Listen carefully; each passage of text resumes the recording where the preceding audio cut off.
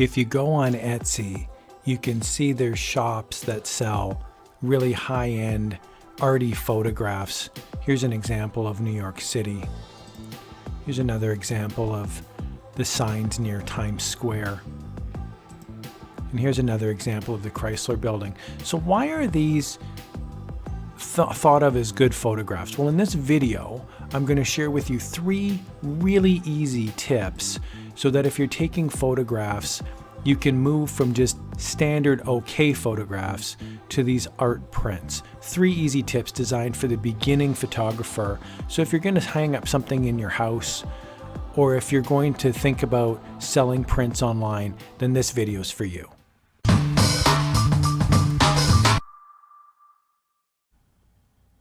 Hey there everyone, I hope you're having a great day today. So this first one is from New York City. And my first tip is to generally try to get angles as much as possible. So for example, this is a picture of the Brooklyn Bridge. And so what I wanted to do, so when you're actually taking the photograph, I wanted to make sure there's angles in it. So you can see here the wires are on an angle. There's nothing here other than the top of the bridge that's perfectly straight. Everything else is on an angle. The rope is on an angle. The sides of the bridge are on an angle. The twine is all on an angle. So I've tried to minimize, not necessarily eliminate, but try to minimize the straightness of the lines. If you see a picture of the Brooklyn Bridge and it's just a straight on picture, it does not look as dynamic as a picture with angles. And here's just a couple other examples. This is just a panorama of the same bridge, and you can see because it's flat, although it's a beautiful panorama and the subject is beautiful, it's not necessarily the most dynamic picture in the world. It's sort of a straight ahead picture, and the reason it's sort of, blah from a perspective of art is that everything is just sort of horizontal. The river's horizontal, the clouds are horizontal, the bridges are horizontal. There's nothing here that's really dynamic and contrasting. So I'm not saying it's a bad picture. It's just not necessarily as dynamic as a picture like this, where there's a huge diagonal cross and we can see another bridge where it's contrasting. So having angles really helps make your picture dynamic. Here's another example of a bridge. And it's the same bridge, but you can see the reason it works is because of all of the cables and it's all of the intersecting angles. So that's one of the reasons that these are such popular designs to put up on a wall, especially a large print or a large poster, a huge canvas print, because it's so visually arresting to the eye. And the reason it's visually arresting is because of the dissecting, intersecting angles. All right, for the second tip, I want to showcase a photograph that I took when I was in China. And in this case, I just do a grid here in Photoshop just to illustrate the idea. This is known as the rule of thirds. I call it like the grid system.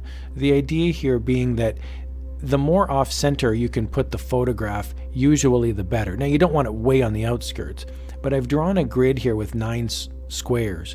And what you generally want to do for an arty photograph is you want to have the subject of your photo be somewhere in these 4 areas. And these are the 4 intersections of the grid. So the top left is here, top right, lower left. So for this picture, I've got my statue sitting over these 2 grid points, intersections. Now you don't need to have it all over all 4, but you want to have it basically off center a little bit.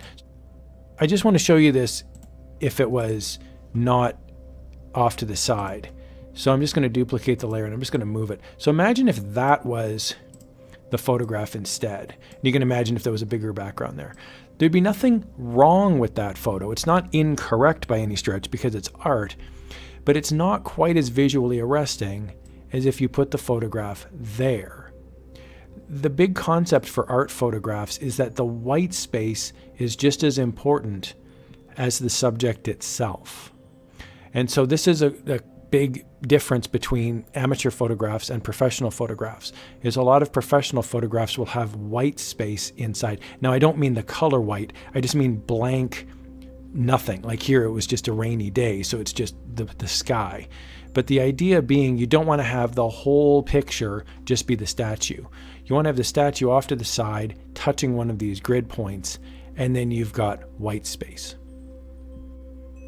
I've got a couple examples here. I've just gone to rawpixel.com, which is a great resource to look for high quality photographs. Here's just an example of the Forbidden City. And as beautiful as the Forbidden City is, this is a pretty basic photograph. And what I mean by that is it's dead center in the grid. And so there's nothing particularly arty about the photograph itself. It's just blank space at the top. The picture is right dead center in the middle. All the lines go right to the center. Nothing wrong with this. The second one here is the Shanghai skyline. Again, nothing wrong with this photo. It's just when you use the grid, if you can picture a grid, yeah, it's kind of touching, but it's not quite as arty as it could be. How about this one though? This one, you've got, if you use the grid system, really what your eye is drawn to is this over here, the red flag, the white, and really it's these lanterns. And these lanterns, if you draw a grid, if you imagine a grid, they're right along the grid lines. So the intersecting 4 points in the middle, see how there's all this white space over on the left? It makes it a little more of an arty photograph than if you had just taken a straight on photo of this, of the street or of the shop. Here's another one, Fan Dance. This is also in China. And the idea here is if you draw the grid, so if you imagine the tic-tac-toe grid, this sits right at that grid point. So this is a powerful photograph. The eye is drawn right there, and the eye is drawn right to the other grid point, which is this red fan right here. And then you don't need to have the other two completely engaged, but you want to have at least one or two of these 4 points activated for the eye. Here's another one. I like this photo a lot. Now it's essentially the same photo as the Forbidden City. It's got blue sky, it's a Chinese structure, but look at how much more arty it is because it's simply off center a tiny bit. If you use the grid system, you draw your 2 vertical lines and your 2 horizontal lines. This blue flag sits right at the intersection of that top right intersecting line. So this to me is a very nice arty photo. Even though it's not particularly detailed, your eye is immediately drawn to it and it kind of tricks the brain and it makes it feel very powerful and very dynamic, even though the subject matter isn't necessarily super detailed.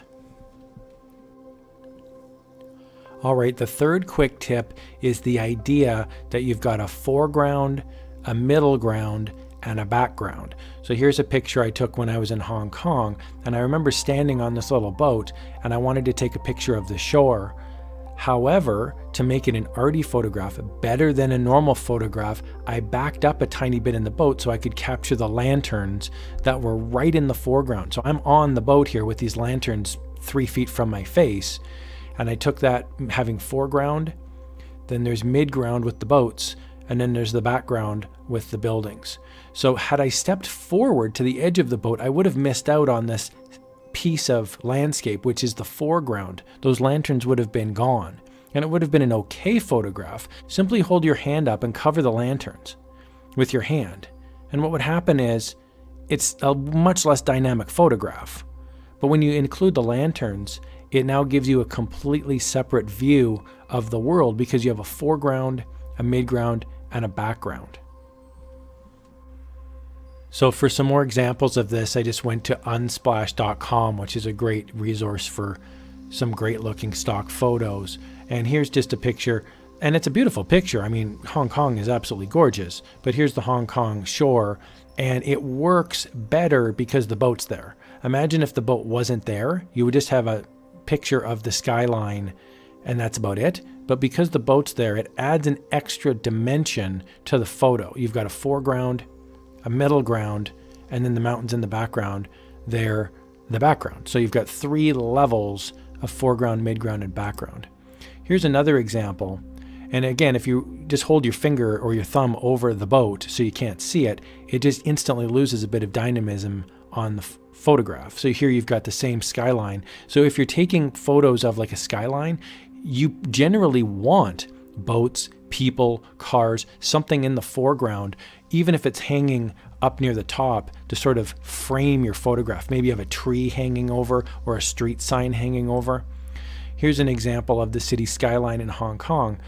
Imagine if this bottom third of the picture wasn't the grass. it wouldn't look as good. It would still be a spectacular skyline, but having a foreground gives this an extra element. So you've got the foreground, you've got the middle ground, and then you've got the background. You've even got 4 layers because you've got the sky as well, but you've got the across the water, you've got the background. So you've got 3, 4 layers here in this photograph, and it really is engaging for the eye. Here's another one. If the trees didn't exist, this would be an okay photograph. But because the trees are there, it adds an extra dimension to the photograph. You've got 2 layers now, the background and the foreground. Here's just a basic example of a street scene in China, and because the person exists, it adds an element to the photo that wouldn't exist otherwise. Because this vehicle is in the foreground, it adds an element. So taking pictures where you see off into the distance, it's really important to have a couple anchor points in the front because it helps give your brain an anchor point as you pivot off into the background.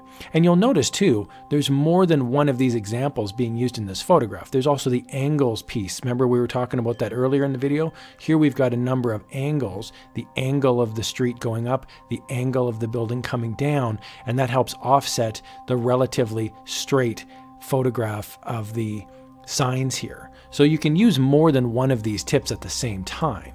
Here's another example where we can see there's foreground with the signs, background with the buildings, we have angles as well. So foreground and background is really nice. A lot of people want, when they're taking photographs in the city, they're walking around and they'll try to get rid of this stuff. They'll go, oh, there's a person in my shot, or oh, there's a street sign in the way. Just consider, taking that photograph with these foreground elements and then see how it looks afterwards when you're looking at your photos. You might be pleasantly surprised at how arty some of these photos turned out, and they'll make a great addition to your wall or if you're selling these photos online. So I hope you found that helpful. As always, please do click that like button, click the subscribe button. Would love to hear your comments. Thank you so much for watching.